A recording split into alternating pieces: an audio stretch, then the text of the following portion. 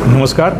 सर्वप्रथम तो मैं आप लोगों को यहाँ पे आप लोगों का अभिवादन करता हूँ और आपका स्वागत करता हूँ कि आप उत्तराखंड समानता पार्टी जो एक बहुत गहन मुद्दा है हमारे देश के लिए, उत्तराखंड के लिए ही नहीं सारे देश के लिए, कि जो डिलिमिटेशन 2026 में की जनसंख्या के बाद जो डिलिमिटेशन एक्ट बनेगा संविधान की आर्टिकल 82 और 170 के मुताबिक, तो आज देश में इसकी हर जगह चर्चा हो रही है, स्पेशली साउथ इंडियन स्टेट में, जहाँ पर कि पॉपुलेशन कंट्रोल करने के बाद उनको ये लगता है कि कहीं उनकी सीटें कम ना हो जाएं।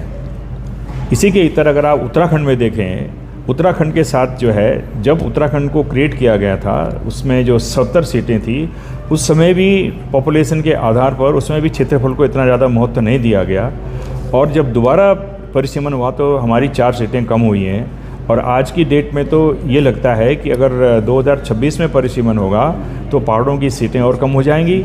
तो जो एक हिल स्टेट की जो एक प्रारूप था, जो लोगों की एस्पिरेशंस थी, जब 2000 में उत्तराखंड राज्य की स्थापना हुई थी यूपी से अलग करके, उसकी जो संस्कृति की और उसके उसकी जो सोशो इकोनॉमिक की जो लाइफ लाइन है, वो इसके बाद अगर सीटें कम हो गई हैं तो वो एक जो अवधारणा थी हिल स्टेट की वो ख़त्म हो जाएगी।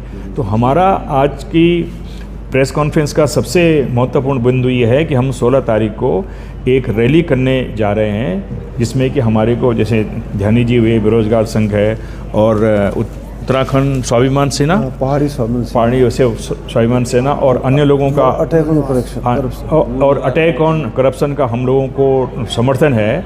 और 16 तारीख की रैली में हम विस्तृत रूप से एक ज्ञापन प्रधानमंत्री को एड्रेस कर रहे हैं, उसकी कॉपी मुख्यमंत्री जी को देंगे कि वो भी इस इशू को उठाएं। और प्रधानमंत्री जी से हमारा ये अनुरोध होगा कि आप डिलिमिटेशन एक्ट जो बनेगा उसमें उत्तराखंड और इवन जो बाकी जो हिल स्टेट हैं उनको प्लेन एरिया से साइट स्पेसिफिक राज्य भित्तिक जो है, राज्य की जो नीड है उसके अनुसार जो है क्षेत्रफल के लिहाज से क्षेत्रफल को 70% जो है महत्व दिया जाना चाहिए, न कि पॉपुलेशन को। और वैसे भी आज का ज़माना जो है, पॉपुलेशन कंट्रोल कहाँ है इंडिया में, 140-42 करोड़ हमारी पॉपुलेशन हो चुकी है। और पॉपुलेशन के बेसिस पे ठीक है, प्लेन एरिया में तो आप उसको कर लीजिए। अब आप ये देख लीजिए कि दिल्ली की 7 सीटें हैं, जब संविधान में 1950-52 में जब इलेक्शन हुए तो उनको 7 सीटें दी गई हैं, और उत्तराखंड में उस समय कितनी सीटें थी? आपका सवाल था अभी कि परिसीमन में हमें क्या नुकसान पहुंचेगा।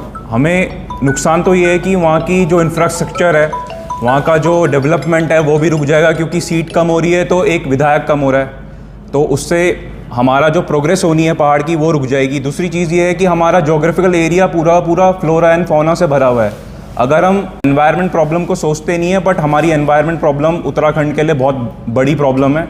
ये यहाँ से पानी निकलना, यहाँ से जलवायु वगैरह सब कुछ यहीं से होता है, पूरे दिल्ली एंड मैदानी क्षेत्र में।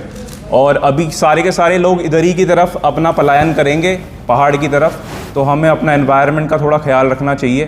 तमाम राष्ट्रीय राजनीतिक दल भी बोलते हैं, चाहे वो वामपंथ हो, दक्षिणपंथ हो, मध्यवर्गीय हो, वो ये मानते हैं कि उत्तराखंड में सडनली एक बूम आया है, वोटर परसेंटेज बहुत ज़्यादा बढ़ गया है, एक बड़े अनुपात में जनसंख्या का दबाव यहाँ बढ़ा है। लेकिन वो पहाड़ों में नहीं बढ़ा, वो वस्तुतः मैदानों में बढ़ा है, हरिद्वार में बढ़ा है, उधम सिंह नगर में बढ़ा है, देहरादून में बढ़ा है, नदी तटों के किनारे बढ़ा है। उस पर कई तरीके के आक्षेप लगाए जाते हैं, उस पर हम नहीं बात करना चाहते। लेकिन पहाड़ों के वही लोग, वही जो समाज है, उस समाज का बहुत बड़ा वर्ग जो है पलायन कर मैदानों में भी जाता है रोजगार के तलाश में, और उत्तराखंड में भी यही हो रहा है।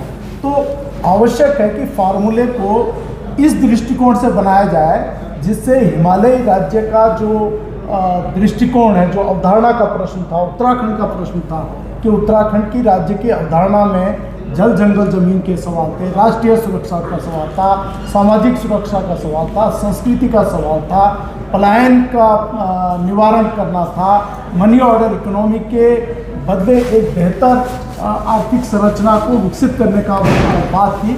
वो चीज़ें नहीं हुई है। तो ये फार्मूला हिमालय में नहीं चलना चाहिए, अकेले उत्तराखंड में नहीं, पूरे हिमालयी राज्यों में, चाहे वो हिमालय का कोई भी राज्य हो, चाहे वो जम्मू कश्मीर हो, चाहे हिमाचल प्रदेश हो, चाहे नॉर्थ ईस्ट के राज्य हो, चाहे उत्तराखंड हो, वहाँ पर परिसीमन में हिमालय परिक्षेत्र की जो ज्योग्राफिकल एंटिटी है उसको ज़रूर कंसिडर किया जाना चाहिए। और हम उत्तराखंड के माध्यम से प्रत्येक हिमालय राज्य को ये कहना चाहते हैं कि आप परिसीमन में उस तरीके की बात करें जिससे आपके हित सुरक्षित हो सके, हिमालय का बेहतर प्रबंधन की सोच आ सके, हिमालय के अवधारणा के प्रश्न आगे आ सके। धन्यवाद। अगर आपका एक सवाल है मेरा जी अब ये नए परिसीमन में जब होगा जो हमारे राष्ट्रीय दल, वो तो हमेशा ये देखा गया है कि राजनीतिक जो भी हमारे राष्ट्रीय दल है वो अपने हिसाब से परिसीमन तय करते हैं, उनके वोटर परसेंटेज के हिसाब से क्या कैसे होगा वो सारा कुछ वो तय करते हैं। दूसरी बात, क्या हमारे जो क्षेत्रीय दल है 64 से करीब हैं, ये सब एक बैनर के तले आकर परिसीमन के लिए आवाज़ उठाएंगे? देखिए, लोकतंत्र का जो दर्शन है वो लोगों पे केंद्रित है कि जहाँ लोग होंगे उसमें लोकतंत्र होगा। लेकिन आज हम भूमंडलीय ताप के जिस दौर पे गुजर रहे हैं, जिस तरीके का वैश्विक वातावरण है, हमें ये मालूम चल चुका है कि आपके लिए उन क्षेत्रों को बचाना बहुत आवश्यक है जिनको वाटर बैंक ऑफ इंडिया कहा जाता है, जिसे ऑक्सीजन बैंक ऑफ इंडिया कहा जाता है, जहाँ गंगा जी निकलते हैं, यमुना जी निकलते हैं, सरयू निकलते हैं, इस तरीके की धाराएं निकलती हैं। पूरा एक बड़ा इस जो ये लोग हैं इनके जीवन और जीवित रहने के लिए जिन जो मूल तत्वों की आवश्यकता है, उन मूल तत्वों को बचाने की आवश्यकता है। मैं अकेले दलों की बात नहीं कर रहा, जितने भी संगठन और दल हैं वो इस मुद्दे पर एकजुट होकर लड़ेंगे और एक साथ आएंगे। आपसे जो आप कह रहे हो इन्होंने बोल दिया है। देखिए, आप कह रहे हैं कि 60 दल हैं, 17 दल हैं, हमें उससे मतलब नहीं है। हम अपने ओर से इस इशू को उठा रहे हैं और कोई भी उत्तराखंड का निवासी, इवन देश का निवासी जो थोड़ा भी कॉमन सेंस रखता हो, वो हमारी बात से हर कोई समर्थन देगा, हर कोई समझेगा इस बात को। और जो क्षेत्रीय दल जो भी हैं वो भी समझेंगे और उनका समर्थन होगा। लेकिन हम किसको टारगेट कर रहे हैं? हमारे पास तो आज इतनी शक्ति नहीं है कि हम इसको रोक सकें। हम प्रधानमंत्री से रिक्वेस्ट कर रहे हैं कि डिलिमिटेशन एक्ट जब बनेगा उसकी सोच को बदलना पड़ेगा, जो पिछले 70 साल से हो रही है। हर एक सेंसस के